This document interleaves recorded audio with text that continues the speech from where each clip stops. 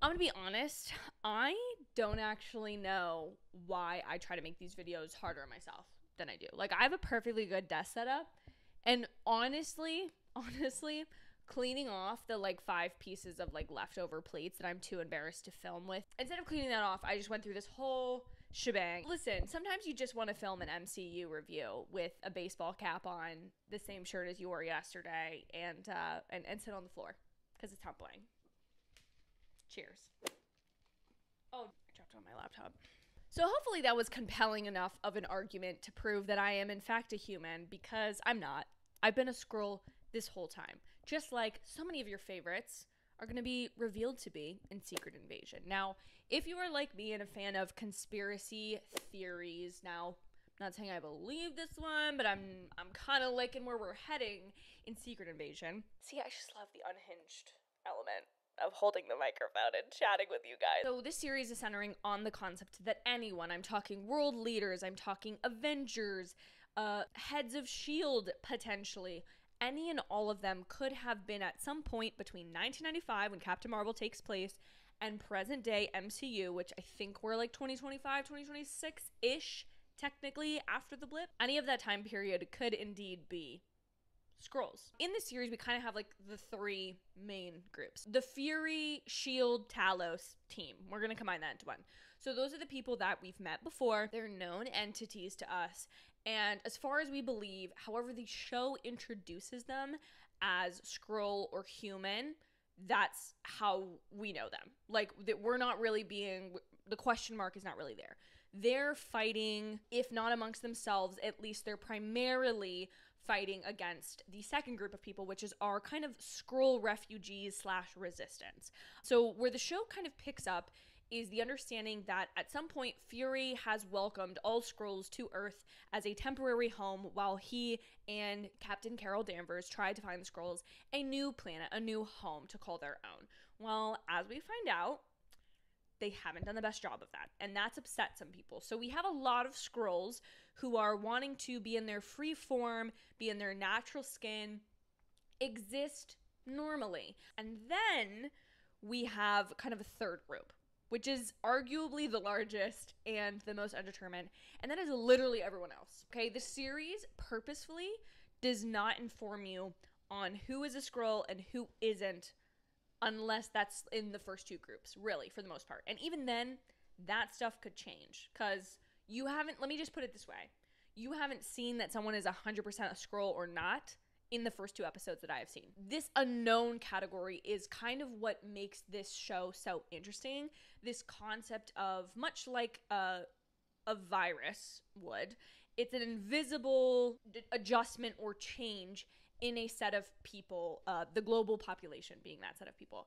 And we have people like Fury who believe the world to, we kind of find Fury in a very interesting situation. It reminds me much of how we see Steve Rogers in the first Avengers movie, a man out of time a little bit. As we know, Fury has been off-world a little bit. He's been having a little bit of a well-deserved vacation, but more realistically, we've kind of seen him avoiding some of the issues that persist on Earth that have either been fallout from the Avengers, the lack of Avengers these days, or this secret invasion, and how he kind of has this direct role in this entire population and species existence, yet he kind of seems like he doesn't want anything to do with it. We also have the really interesting element of Fury is old. I mean, I was shocked to learn watching this show that Samuel L. Jackson is 74 years old. The man was born in 1948. I'm in awe, okay? So to see him at work kind of playing not the strong, fearsome, intimidating, all-knowing, in control Nick Fury that we've seen in past movies, we're seeing a very different figure here. And that creates a really interesting dynamic because, as I said before, he's kind of been involved with the Skrulls. So our refugee-resistant Skrulls, they have a little bit more of a stronger or complicated relationship with Fury that may lead some of them to kind of try to act in revenge. I don't want to spoil any specific events from the series, but thus far, I'm very intrigued. I can't say that this is the next greatest Marvel show. It's not 100% like gripping me in one way or another. It's not so dramatic or so revealing. It hasn't been littered with a bunch of cameos or a really complicated plot at this point. We're kind of still seeing where things are going. But what it does remind me of is the feelings I had in the first couple episodes of Andor. I can't say Andor gripped me initially. I'll be completely honest, okay? But that show built into something that I think is one of the strongest individual standing portions in modern day Star Wars. And I'm not trying to predict that, like, oh, this is going to be the greatest new Marvel show. But I think for the first time, it feels slower. It feels a little bit more simplistic. The reveals feel more episodic and purposeful to reveal things to you as you go, rather than in like a movie format. Again, I don't know exactly how long at the time of filming this series is going to end up being in terms of episodes. I'm going to assume between 6 and 10. But so far, I think that the tone of this series is really strong.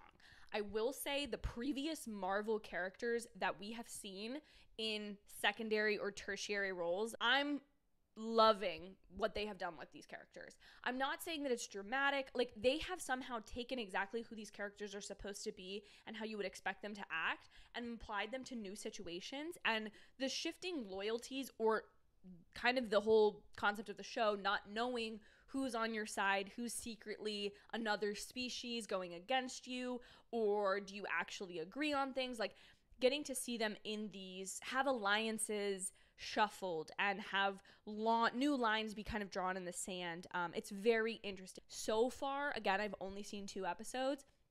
The Secret Invasion is not trying to do too much. It feels grounded in a way that I feel like by this point, a lot of other Marvel series are adding and just throwing stuff at the wall a lot more so. Meanwhile, this show is taking characters that are sort of in the background of the MCU, who have kind of been the supporting characters. They're not the titular Avengers, and bringing them to the forefront to explore them in a much more nuanced way. Again, like Andor, I'm hoping that this can use Fury, Ross, Maria Hill, Rhodey, and all of these other supporting characters, Talos, in a way that is much more showing how they became kingmakers, or how they added to the events, or kind of how they're, in a much more interesting way actually, kind of taking the events that have already occurred in the MCU and trying to pick up the pieces or find a new way to move forward. So I'm very interested about the implications of this series, because it feels